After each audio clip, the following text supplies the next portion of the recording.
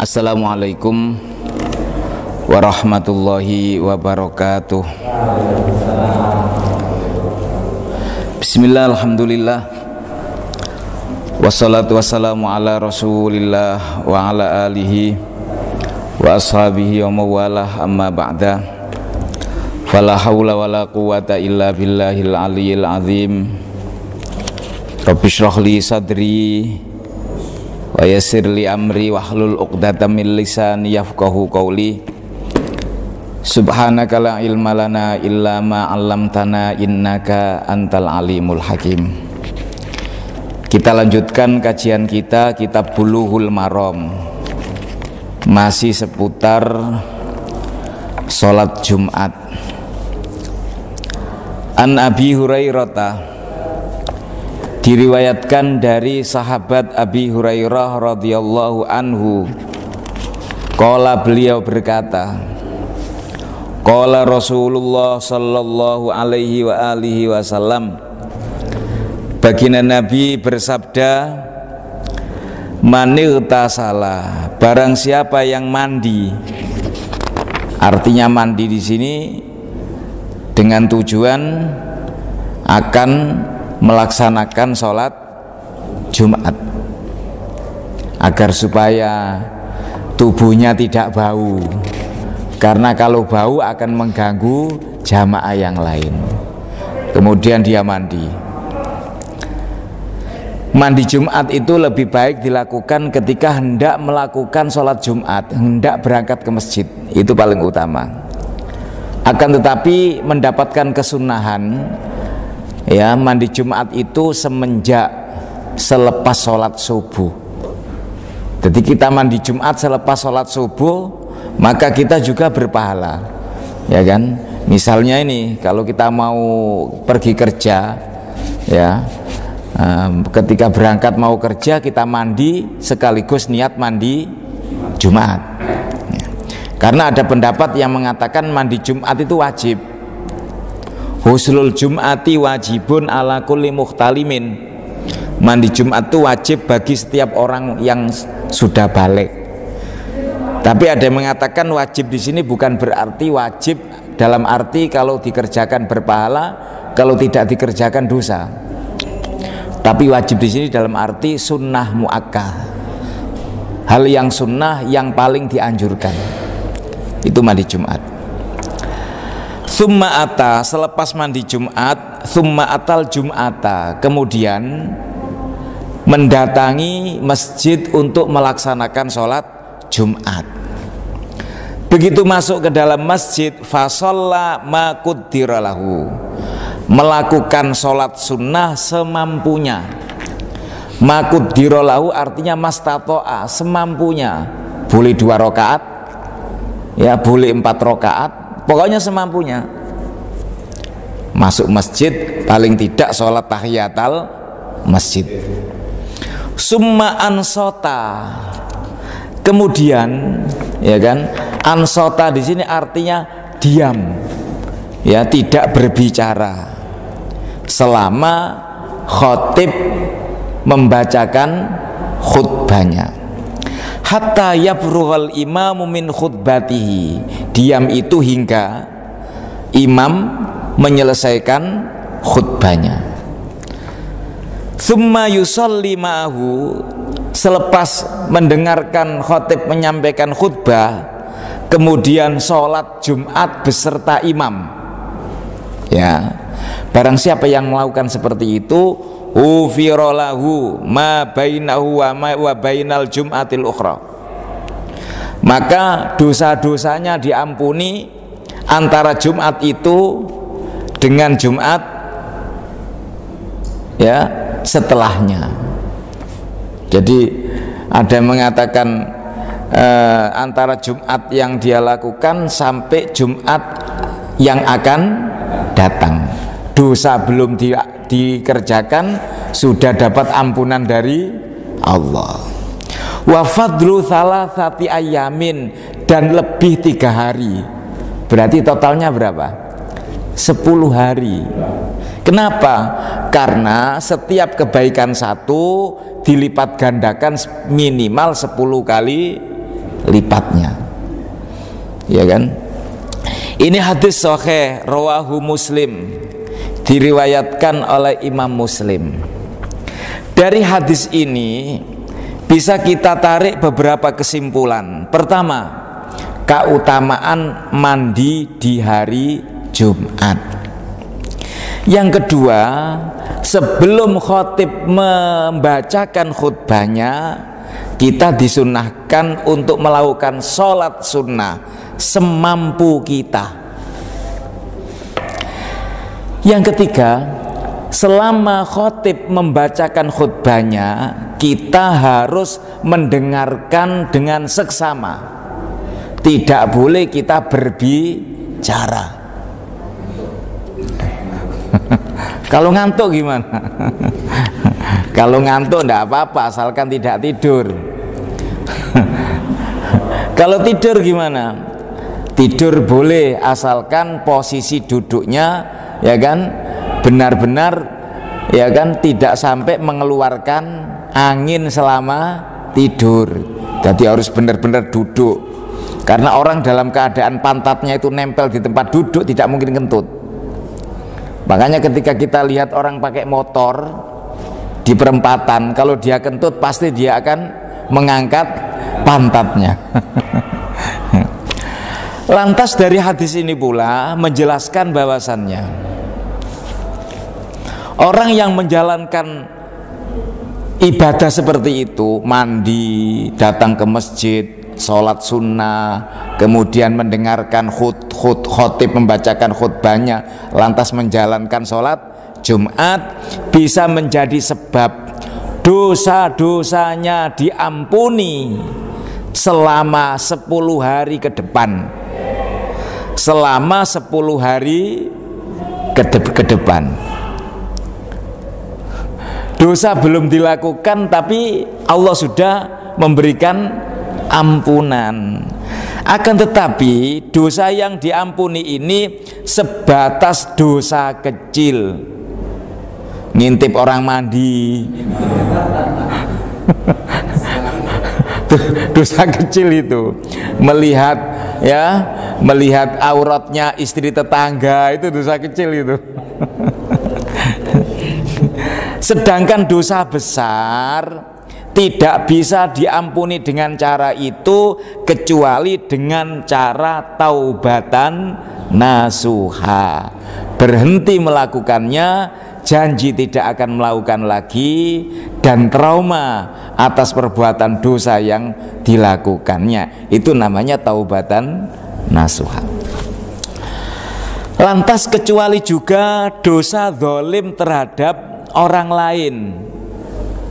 Misalnya mengambil hak orang lain, tidak bisa di cover dengan sholat Jumat, atau punya hutang piutang, gak usah tak sauring ku nang akhirat, misalnya begitu, dengan sholat Jumat tidak bisa, karena kalau hutang piutang harus dikembalikan. Sebelum saya lanjutkan hadis berikutnya mengenai di mana selama hari Jumat ada satu waktu apabila kita memanjatkan doa di waktu itu, doa kita pasti akan dikabulkan oleh Allah Subhanahu wa ta'ala. Barangkali ada yang perlu ditanyakan, saya persilakan. Kalau tidak ada, kita lanjutkan hadis yang ke-56 dalam bab Jumat. Wa anhu, dan juga diriwayatkan dari Abi Hurairah radhiyallahu anna Rasulullah, bahwasannya Rasulullah sallallahu alaihi wasallam dzakara yaumal jum'ati. Beliau berbincang atau membahas mengenai hari Jumat.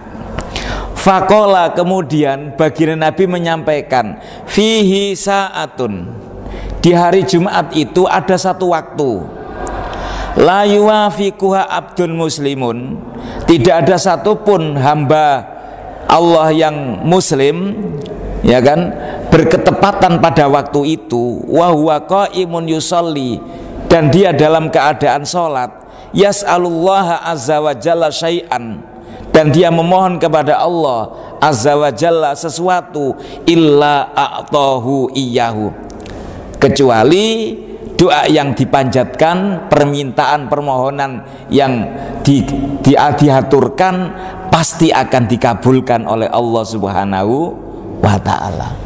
Ini permasalahannya waktu itu kapan? Dirahasiakan. Dirahasiakan. Agar supaya apa? Kita selalu memanjatkan doa selama hari Jumat. Sama dengan Lailatul Qadar. Lailatul Qadar itu juga dirahasiakan. Kenapa? Agar supaya kita termotivasi menjalankan ibadah selama bulan suci Ramadan.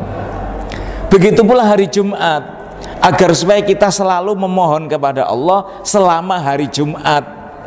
Kalau ditentukan waktu ini, waktu itu, maka kita akan melakukan ibadah ketika waktu itu saja. Begitu. Wa asyara biyadihi yuqalliluha, dan baginda Nabi memberi isyarah dengan tangannya mengenai waktu tersebut sangat singkat sekali, sangat terbatas sekali. Muttafaqun alaih. Hadis ini muttafaq alaih.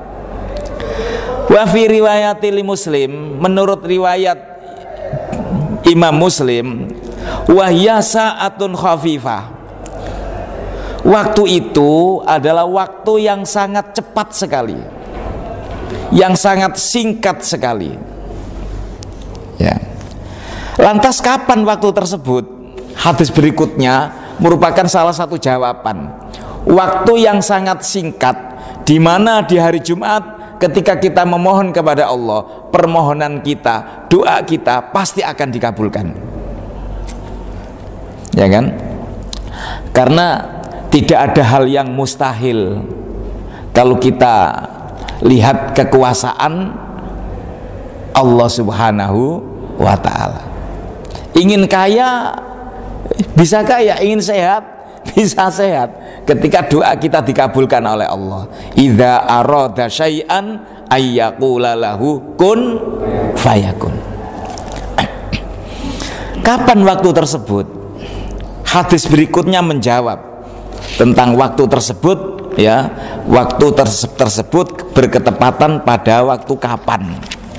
Hadis berikutnya an Abi Burdata, diriwayatkan dari Abi Burdah an abihi, dari ayahnya radhiyallahu anhu, qala, beliau berkata, sami'tu, aku langsung mendengar Rasulullah sallallahu alaihi wasallam yaqul, baginda Nabi Muhammad sallallahu alaihi wasallam bersabda, hiya, waktu tersebut adalah ma baina ayyajlisal imam, yaitu waktu diantara imam duduk, ya kan, ila antuqdo sholatu, hingga selesainya pelaksanaan sholat Jumat. Rawahu Muslim, hadis ini riwayat Muslim.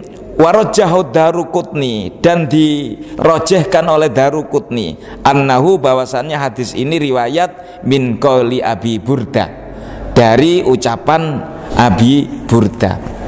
Wa fi hadis Abdullah bin Salam, dan dalam hadis Abdullah bin Salam, inda Ibnu Majah, menurut Ibnu Majah, wa Jabir inda Abi Daud an-Nasai, annaha, bahwasannya waktu tersebut ma baina sholatil asri wa ghurubis syamsi, antara sholat asar hingga terbenamnya matahari.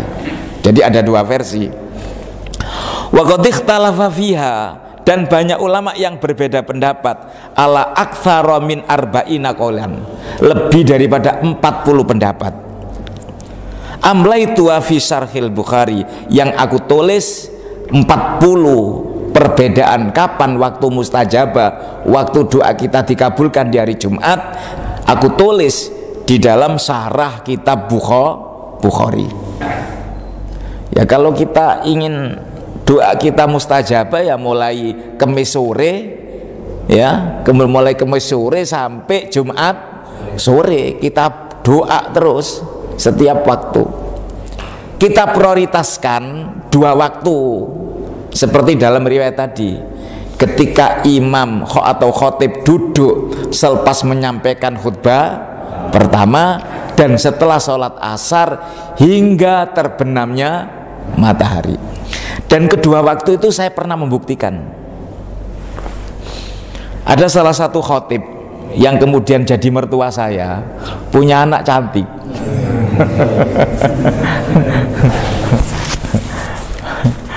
Dan memang kompetisi ini bukan hanya saya yang ingin, banyak yang akhirnya jadi istri saya itu. Ketika khotib ini naik di atas mimbar, kemudian menyampaikan khutbahnya, duduk, ini seorang kiai besar ini, saya memohon, ya Allah, jadikanlah orang yang di atas itu sebagai mertuaku. Akhirnya terkabulkan, Masya Allah, ini benar. Padahal ketika itu saya sudah dijodohkan oleh orang tua saya, sudah dijodohkan. Selagi belum akad nikah masih bisa berubah. Ternyata perubahannya itu luar biasa, di luar prediksi semua orang. Dan sampai sekarang jadi istri saya. Itu barokahnya doa di hari Jumat. Di antara ketika khotib duduk di antara khutbah dua, dan waktunya sangat singkat sekali. Makanya di waktu itu di beberapa masjid, ya, kalau ada yang namanya Bilal, ketika khotib itu duduk, apa yang dibaca oleh Bilal?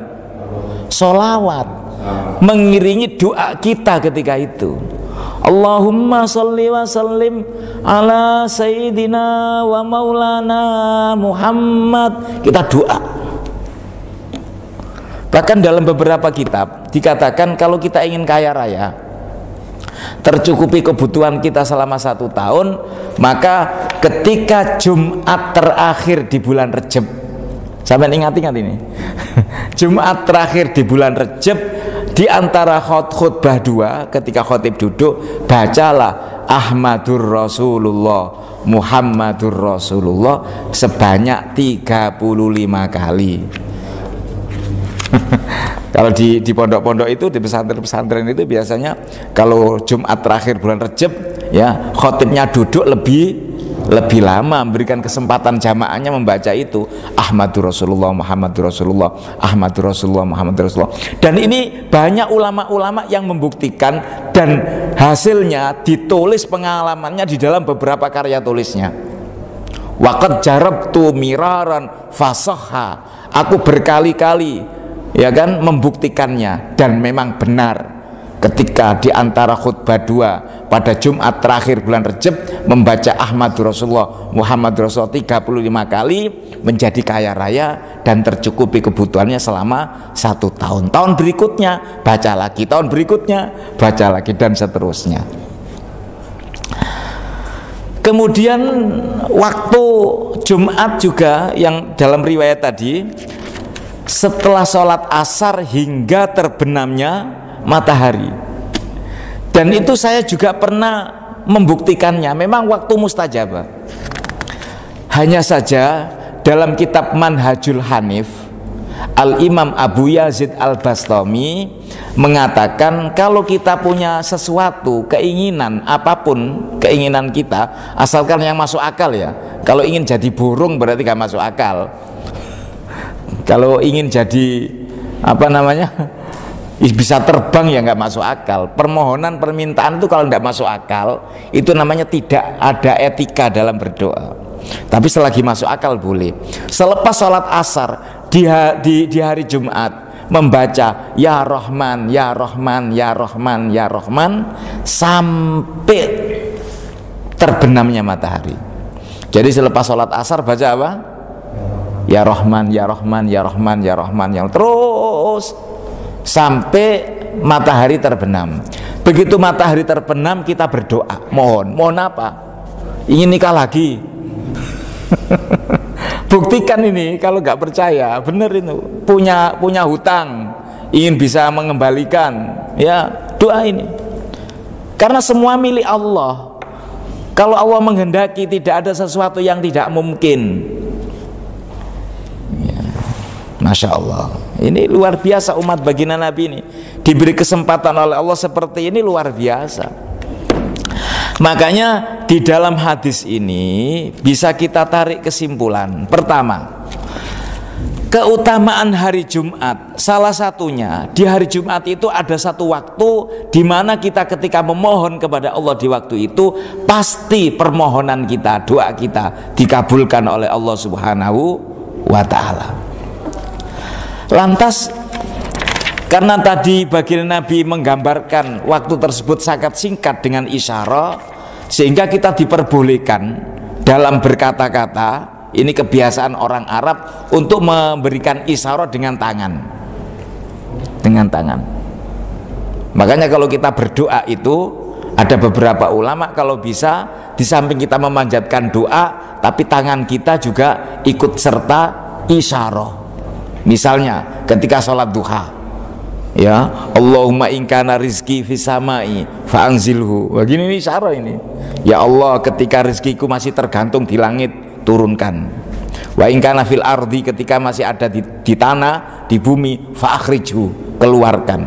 Wa inkana ba'idan faqaribhu, ketika jauh dekatkanlah. Terus begitu, kayak deklamasi begitu. Ya Allah. Tapi isyarat itu juga untuk memperkuat kata-kata kita. Kayak orang ceramah kan begitu. Wah, tuding-tuding. Barang siapa lah menggunakan isyarat dengan tangan dalam pemahaman apa yang dikatakan, itu dianjurkan. Sebagaimana hadis tadi, baginda Nabi menerangkan betapa singkatnya waktu di mana di hari Jumat kalau kita berdoa dikabulkan oleh Allah. Baginda Nabi mengisyaratkan dengan tangannya. Kemudian dalam hadis ini juga menjelaskan bahwasannya syariat yang dibawa oleh Rasulullah SAW, ya kan, ada beberapa kesamaan, ya, syariat yang ada dalam kitab-kitab samawi yang lain. Ada kesamaan karena memang kitab Taurat, Zabur, Injil, Al-Quran itu pada dasarnya bersumber dari Allah Subhanahu wa ta'ala. Pasti tidak akan ada benturan atau perbedaan. Yang jelas ada kesamaan-kesamaan.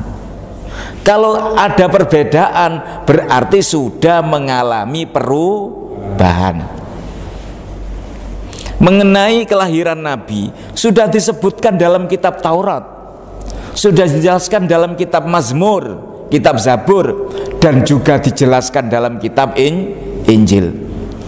Tapi karena kepentingan dengan tujuan macam-macam sehingga banyak mengalami perubahan yang dirubah sesuai dengan kepentingan masing-masing. Hanya Al-Quran yang tidak bisa dirubah karena sudah dinas di dalam Al-Quran, inna nahnu nazzalna dzikra wa inna lahu lahafidun. Sesungguhnya aku benar-benar menurunkan Al-Quran dan aku pula yang menjaganya.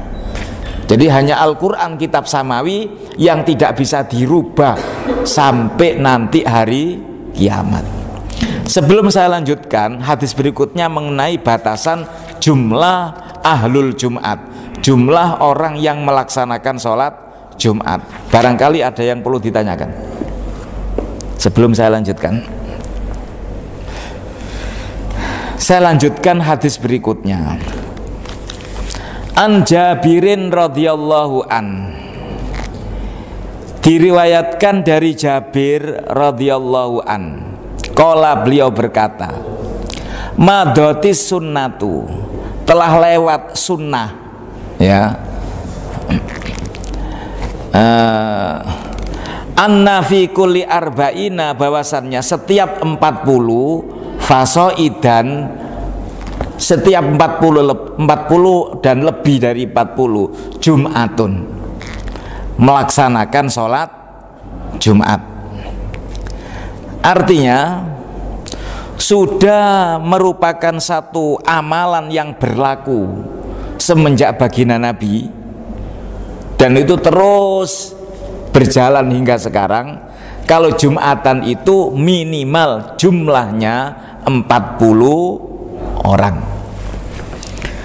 Karena Jumat itu merupakan syiar, ya kan? Oleh karena itu Jumat harus dilakukan dengan berjamaah, harus diawali dengan khutbah yang isinya adalah mau'idhah, isinya adalah petunjuk.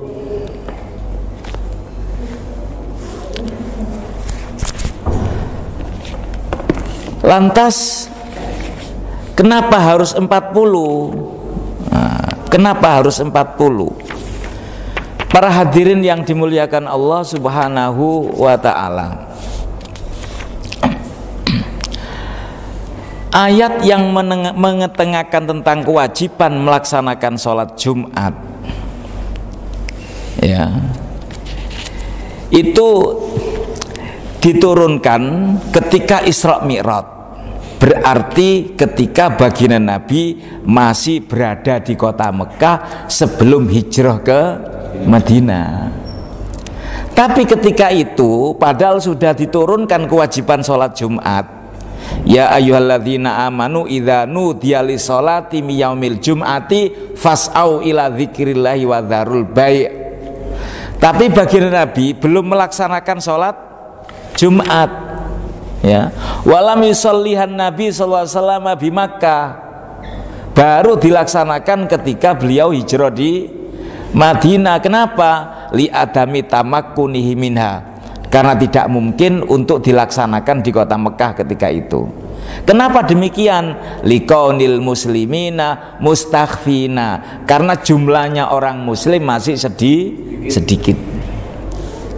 Makanya mazhab Syafi'i menyimpulkan sholat Jumat itu jumlahnya minimal 40 orang. Kenapa harus 40 orang? Kenapa harus 40 orang? Ya,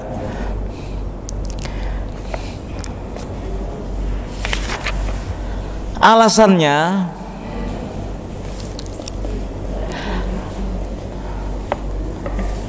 empat puluh itu pertama usia diutusnya para nabi. Jadi rata-rata nabi itu diutus ketika usia 40 tahun. Dan 40 juga adalah batasan ketika Nabi Musa alaihissalam menerima wahyu di Bukit Tursina selama 40 hari 40 malam, ya kan? Dan juga hitungan 40 itu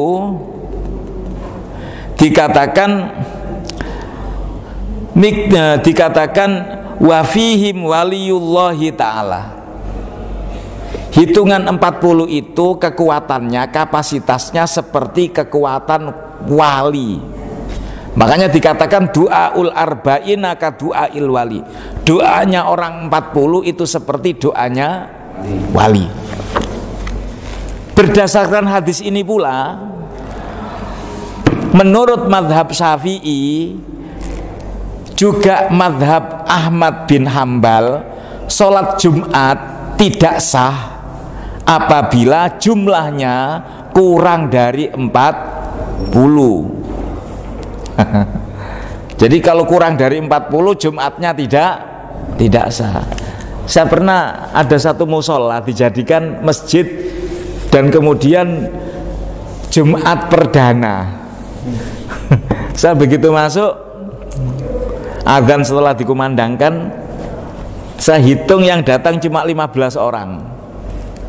Saya hitung 1, 2, 3, 15. Gimana ini takmirnya ngomong, dimulai enggak Pak Yai? 15 orang ya. Kalau enggak sampai 40 kita sholat duhur saja. Kita tunggu sampai 15 menit. Ya, belum sampai 15 menit berdatangan satu. Saya hitung 40, langsung saya naik ke mimbar untuk menyampaikan khutbah.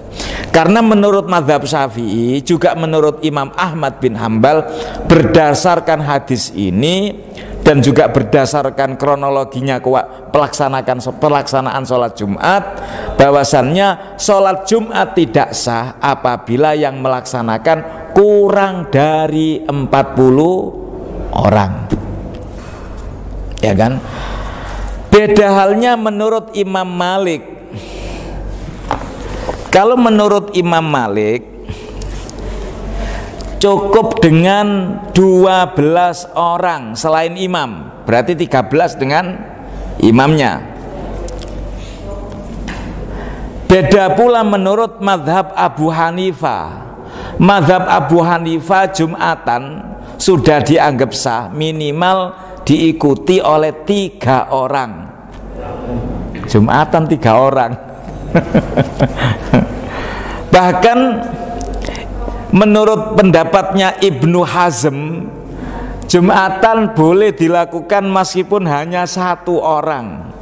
Khutbah-khutbah dewe,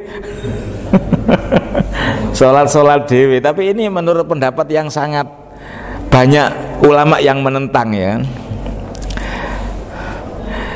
Menurut Imam Nakhai dan juga diperkuat oleh Abu Dawud Adz-Dzahiri, karena Jumatan itu harus berjamaah, maka cukup dengan adanya imam dan makmum. Berarti hanya berapa orang? 2 orang, satunya jadi khotib, satunya jadi imam. Ya kan? Menurut pendapatnya Imam Abu Yusuf, Imam Muhammad, Imam Lais, Abu Lais, ya, begitu pula menurut beliau cukup dengan 2 orang. Menurut Imam Abu Hanifah, Sufyan Tsauri 3 orang. Menurut pendapatnya Ikrimah 7 orang. Menurut pendapatnya Imam Rabi'ah 9 orang. Menurut pendapatnya Imam Malik, ya kan, dan riwayat sebagian dari Imam Syafi'i 12 orang. Menurut pendapatnya Imam Ishaq juga 12 orang. Menurut pendapatnya Ibnu Hubaib 20 orang. Begitu pula ada pendapat yang mengatakan cukup dengan 30 orang. Menurut pendapat Imam Syafi'i, dan ini yang muktamad, 40 orang. Menurut pendapatnya Umar bin Abdul Aziz, juga diperkuat oleh Imam Ahmad bin Hambal dalam satu riwayatnya, minimal 50 orang. Menurut pendapatnya Imam Mawarzi 80 orang.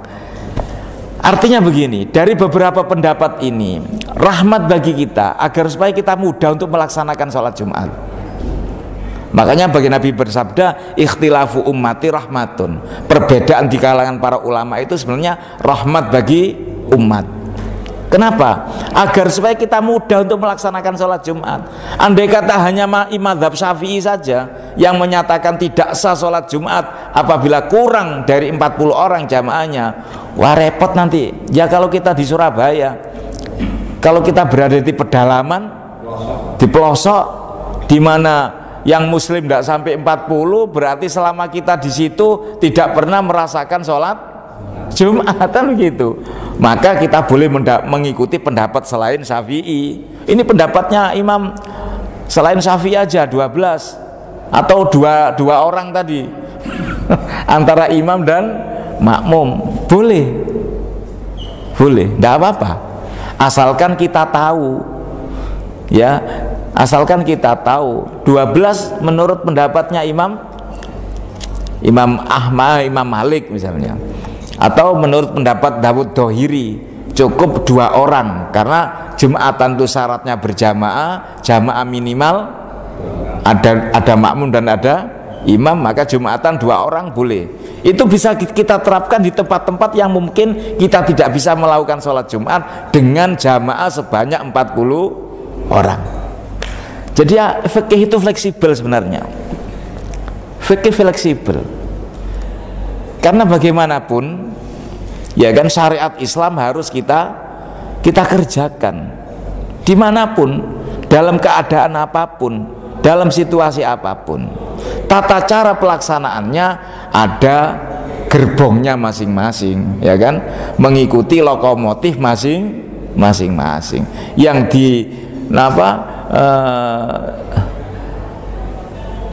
disupiri apa, supirnya kereta itu apa? Ya, dimasinisi oleh ulama-ulama masing-masing. Jadi kita sebagai orang awam kan enak, tinggal duduk di gerbang udah nyampe surga. Tidak perlu kita jadi ulama, ya kan? Lebih enak jadi jadi santrinya saja. Ulama itu berat, masinis itu berat. Ya kita tinggal duduk di gerbong nyampe surga sih. Asalkan gerbong kita nyambung terhadap gerbong depannya, dan gerbong depannya nyambung ke gerbong depannya, dan seterusnya. Makanya kita wajib untuk mengikuti salah satu 4 mazhab. Barangkali ada yang perlu ditanyakan? Iya. Kalau sholat Jumat itu wajibnya di masjid atau di musola? Iya. Sholat Jumat itu tidak harus di masjid pelaksanaannya. Ya, tidak harus di masjid. Tapi lebih baik di masjid. Kenapa? Karena kalau di masjid bisa kita menjalankan tahiyatul masjid. Ya, dengan di masjid kita bisa niat iktikaf di dalam masjid. Tapi andai kata sholat Jumat tidak dilaksanakan di masjid, tetap sah. Ya, di beberapa perusahaan ya sholat Jumat itu tidak di masjid, tapi di ruangan, di aula. Itu boleh, tidak apa-apa, tidak masalah. Ya, di basement tidak apa-apa.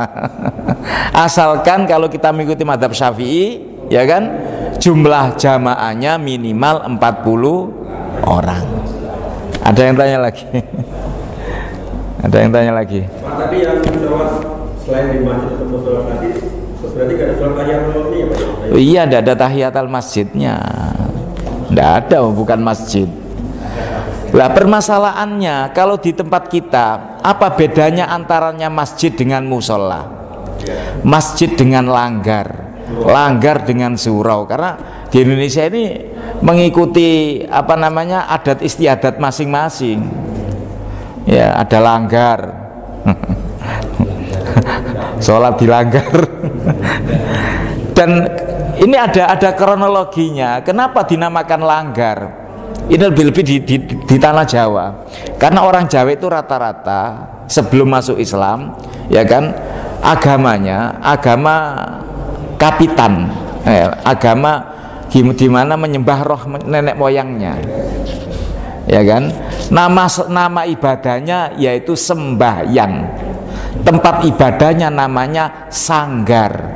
Dan sekarang masih ada, sampean lihat di daerah Pujon sana masih ada orang-orang yang mengikuti keyakinan seperti itu. Jadi tempat peribadahannya namanya sanggar. Dan untuk berubah menjadi musola itu berat sekali. Sehingga para dai-dai dulu itu agar supaya diterima agama Islam itu ya berangsur-angsur. Nah, pertama tetap namanya sembahyang. Sampai sekarang banyak orang yang mengatakan sholat itu sembahyang, belum berubah. Namanya tetap sembahyang karena pemahamannya sembahyang itu ya menghadap ke Tuhan.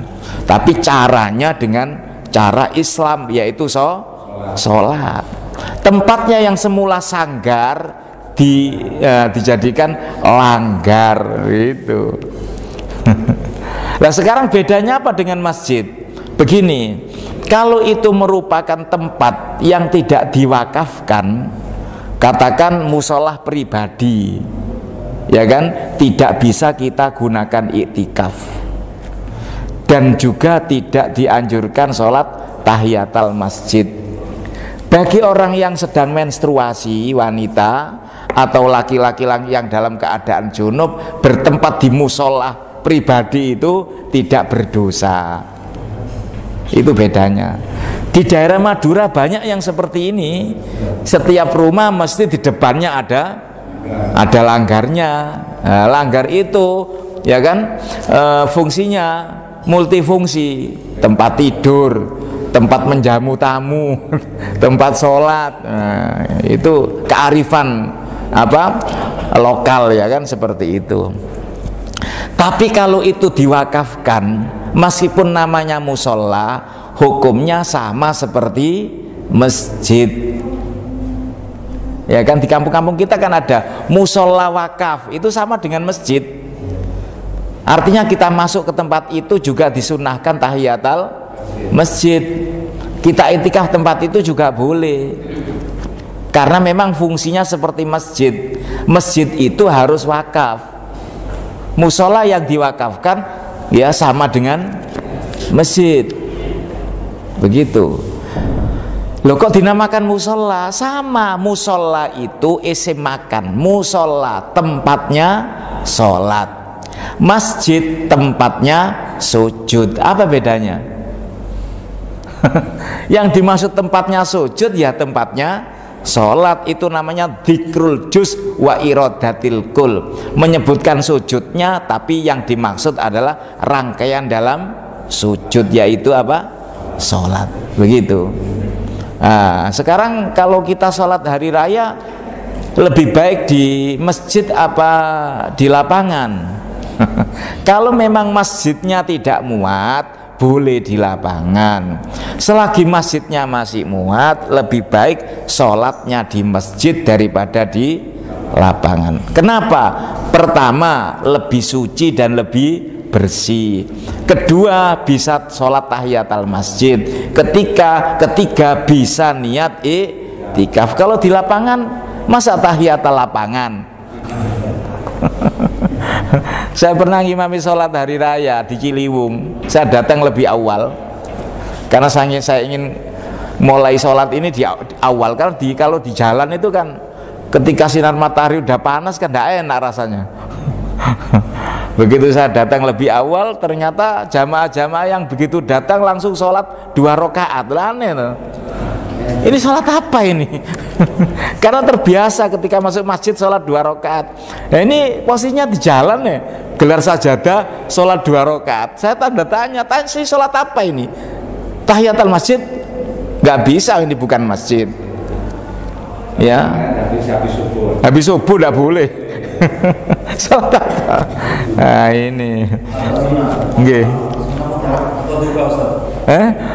Duha ya belum waktunya. Salat apa? Salat mutlak tidak boleh setelah subuh. Tidak boleh, tidak ada. Ya, kalau salat duha itu lebih baik dilakukan inda Ramadotil Fisal, ketika anak onta sudah merasa panas, sekitar jam 9-an. Lah, sholat isyraq itu ketika matahari terbit setinggi satu tombak, ini masih jam 5 pagi. Nggih, kami saya pernah lihat itu ada sholat id itu kelompok-kelompok gitu. Jadi ada yang justru akhirnya laki-laki itu di belakang perempuan karena dia keluarga gitu. Bagaimana ya? Iya, jadi sholat itu posisinya, ya kan, kalau ada perempuannya itu di belakang, bukan di samping, ya kan, di belakang. Jadi ini laki-laki, belakangnya itu perempuan, gitu. Nah. Kemudian kalau ada apa bancinya gimana? Banci itu waria, posisinya di mana?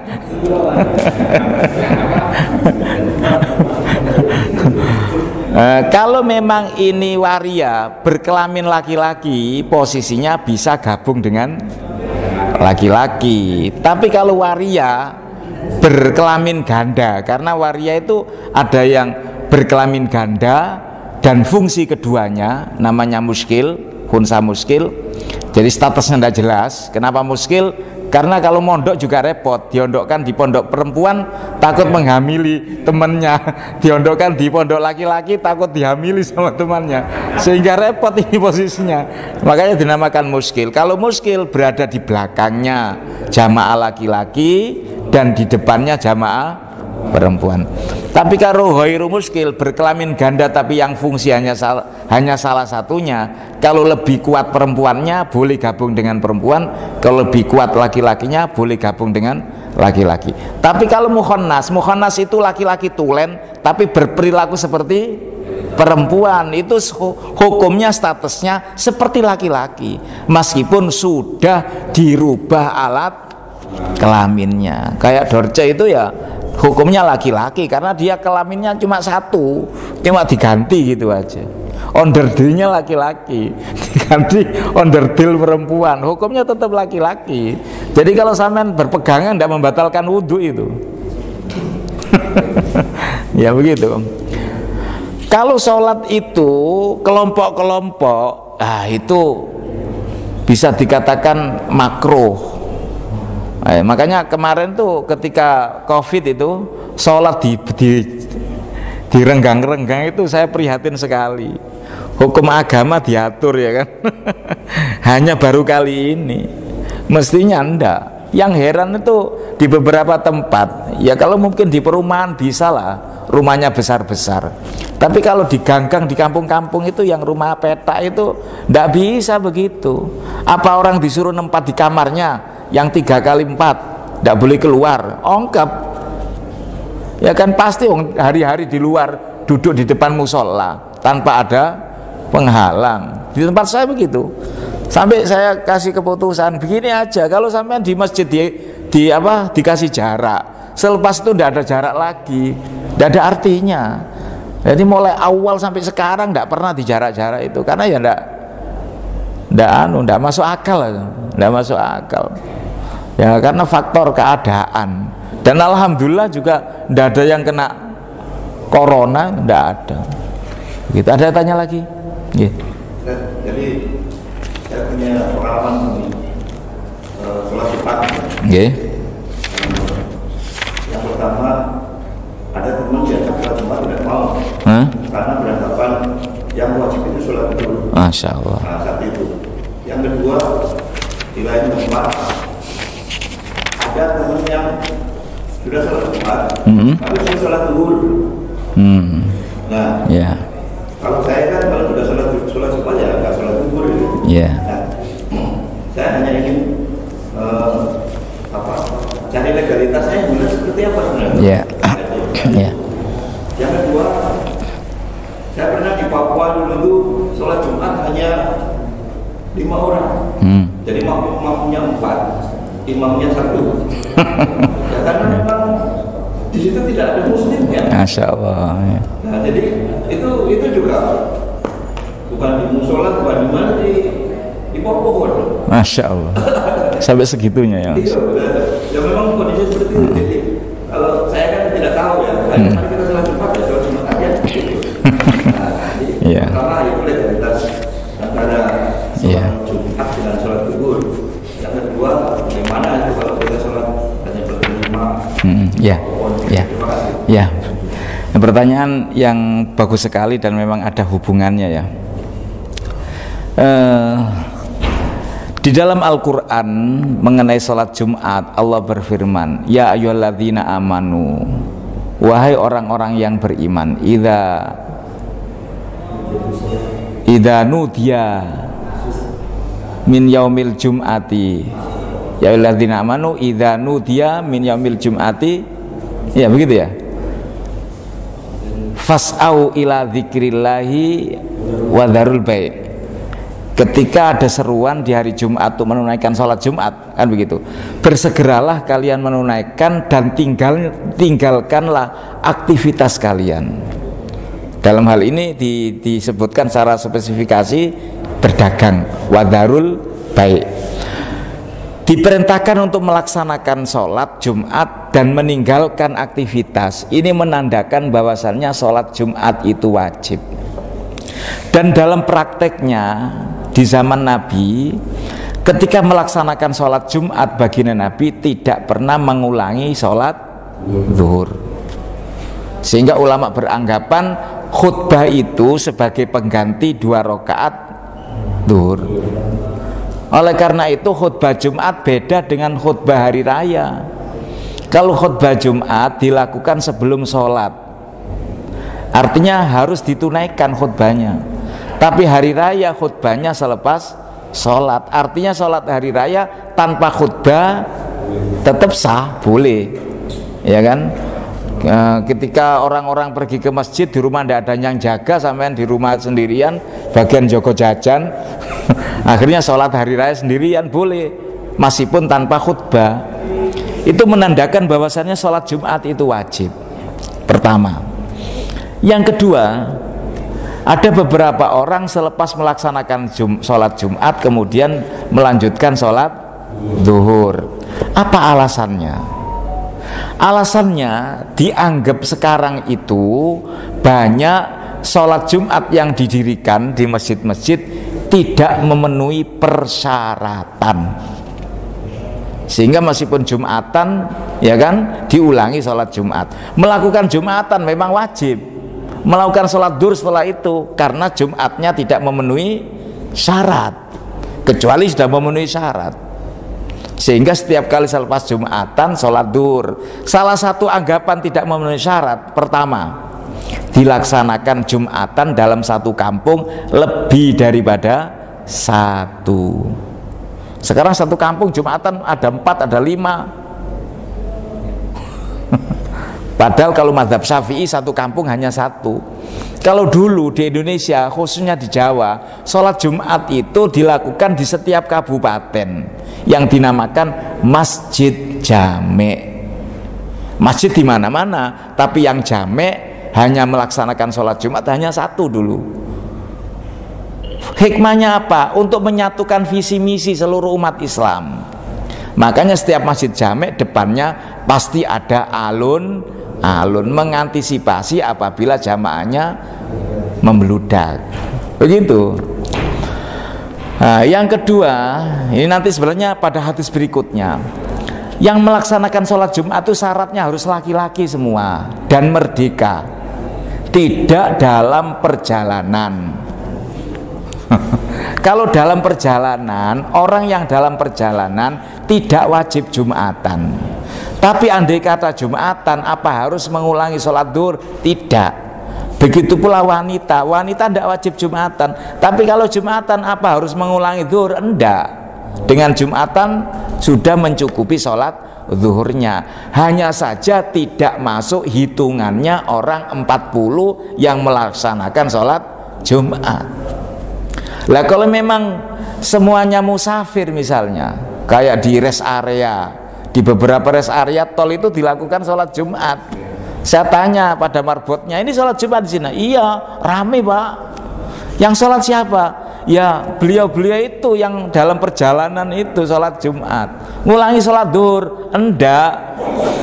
Sholat Jumat yang dilakukan oleh musafir semua tidak mencukupi, harus mengulangi sholat zuhur. Begitu. Kemudian ada satu pendapat yang mungkin jadi perdebatan sampai sekarang. Yang dihitung adalah mustautin. Jadi ada mukim, ada mustautin, ada musafir. Musafir adalah orang yang dalam bepergian. Ya, kalau mukim orang yang berdomisili tapi tidak menetap. Kalau dulu bahasanya penduduk musiman. Yang ketiga ini mustautin, penduduk lokal yang tidak pernah pindah meskipun apapun yang terjadi. Begitu. Jadi salah dulu saya Pak. Gimana? Dulu itu kan ceritanya kan kita kan di Papua ada tugas gitu lah. Iya. Ke pelosok. Nah kita berlima gitu kan musafir. Iya musafir. Sholat Jumat aja berlima gitu. Saya tidak tahu ya. Iya, iya. Kalau begitu harus mengulangi sholat duhur sebenarnya dan tidak wajib sholat Jumat. Oh, iya. Terima kasih. Iya, okay. Silakan. Iya. Waalaikumsalam warahmatullahi wabarakatuh. Memang begitu. Fikih itu harus kita pelajari. Barang siapa yang melakukan ibadah tanpa didasari oleh ilmunya, maka ibadahnya akan sia-sia. Saya pernah ditanya, bagaimana dengan kantor? Seperti di sini kan digunakan untuk sholat Jumat, atau mungkin di mall, di Royal itu ada masjid digunakan sholat Jumat, atau mungkin di rest area seperti yang saya ceritakan tadi. Ya, kemudian yang sholat Jumat itu pegawai. Ya, apakah termasuk orang yang berdomisili tetap? Kalau memang orang itu lebih banyak di kantor daripada di rumahnya, maka termasuk kategori berdomisili tetap. Kayak pegawai di mall kan lebih banyak di mallnya daripada di rumahnya. Atau mungkin pegawai yang di rest area itu lebih banyak di tempat itu daripada di rumahnya. Maka sudah dianggap orang yang bertempat di tempat itu. Kalau di bandara saya kira kalau yang sholat itu penumpang pesawat semua ya harus diulangi sholat duhur. Tapi kalau yang sholat itu tidak hanya penumpang, tapi juga ada beberapa pegawai-pegawai yang di situ pegawai apa namanya angkasa pura kan ada di situ, yang ada yang jadi apa namanya cleaning service dan sebagainya. Dia kan lebih banyak di tempat itu daripada di rumahnya, dan dia tidak termasuk musafir karena memang dia tempatnya di situ, kerjanya di situ. Beda dengan penumpang. Kalau penumpang kan musafir, begitu. Jadi kalau musafir sholat Jumat tidak usah mengulangi sholat duhur, hanya saja tidak termasuk hitungan 40. Kalau yang orang ketempatan 40, musafirnya 50, sah Jumatannya.